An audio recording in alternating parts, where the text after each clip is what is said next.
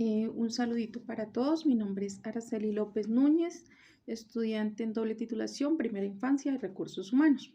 En el día de hoy les voy a hablar de la Ley 789 del 2002, que habla sobre los contratos de aprendizaje. ¿En qué consiste el contrato de aprendizaje? Son todos aquellos jóvenes que están haciendo un técnico o están haciendo un tecnólogo o en algunos casos son aprendices universitarios que van culminando sus estudios y necesitan una práctica en una empresa sobre la carrera que están estudiando como tal. Por lo general es más habitual ver aprendices del SENA, técnicos y tecnólogos. Estos jóvenes son contratados por empresas que tengan vínculos o tengan más de 15 empleados, entonces deben contratar un aprendiz. Si supera los 15 a 30 empleados, tienen que contratar 2, así sucesivamente. Consiste esto. Esta contratación, ¿en qué consiste? En la fase práctica, los estudiantes van a ganarse un 50% sobre el salario mínimo, donde la empresa debe pagarle sus prestaciones como es salud, pensión y ARL.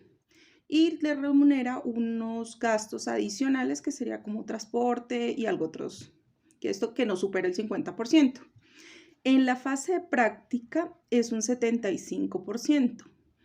¿Qué significa la fase práctica? Es donde ya se acaba la parte teórica en la empresa y ya empieza a ejercer la función en el área que fue contratado y para desarrollar sus capacidades de lo que está estudiando. En esta fase también el 75% corresponde a su ARL, salud y pensión. Ahora hay otra opción que sería el 100% en dado caso de que, o sea, les pagarían el 100% en dado caso de que el desempleo disminuyera en el país. Entonces ahí sí le cancelarían el 100% de sus ingresos. ¿Quiénes son los encargados como de vigilar la contratación de aprendices y eso? La entidad que vigila y se encarga de esto es el SENA, regido por la ley 789 del 2002. Para que no tenga ningún inconveniente tanto los aprendices como las empresas, ahí está estipulado en la ley cuáles son los requisitos y las funciones que debe realizar el aprendiz. Estos tipos de contratos no deben superar los 2 años de contratación. Esto sería como la introducción de lo que trata y consiste esta ley. Bueno, a continuación les voy a hablar de la ley 797 del 2003, que habla de los fondos de pensiones en Colombia, de la pensión como tal. Bueno, esta ley fue creada en el 2003 por fue en el gobierno de Álvaro Uribe. Esta ley modificó la edad, que ya las mujeres no se pensionan a los 50, sino es a los 57, y los hombres ya no es a los 55, sino es a los 62 años.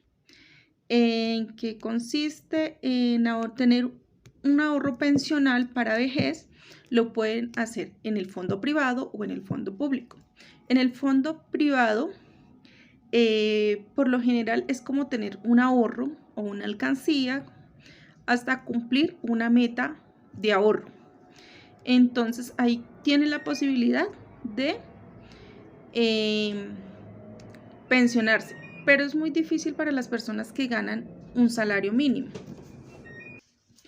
Entonces, es muy difícil para las personas que ganan un salario mínimo poderse pensionar en estos fondos de pensiones. Tienen más probabilidades las personas que ganan entre 5 a 10 salarios en adelante. Bueno, a continuación les hablo del fondo de pensiones público. En este sí, todas las personas que ganan un salario mínimo o más de un salario mínimo tienen más posibilidades de pensionarse, tener una pensión vitalicia, por vejez, por invalidez, por tienen más opciones y más beneficios para poderse pensionar, tienen más facilidades. Entonces, ¿qué pasa con las personas que están afiliadas a los fondos privados? Que ganan un salario mínimo. Para poder obtener este beneficio, les toca trasladar sus ahorros a un fondo público para poder acceder a este beneficio. Y si no, sería pues quedarse en el fondo privado y acceder a un bono pensional que no será superior a unos 300, 400 mil pesos, dependiendo del ahorro que tenga y de los años que también tenga. Bueno, este es un pequeño resumen de lo que consiste estas dos leyes y que muchas personas no tenemos conocimiento, que nos falta mucho sobre esta información, no nos informamos antes de iniciar nuestra pensión, de acceder a estos beneficios y todo. Gracias a todos.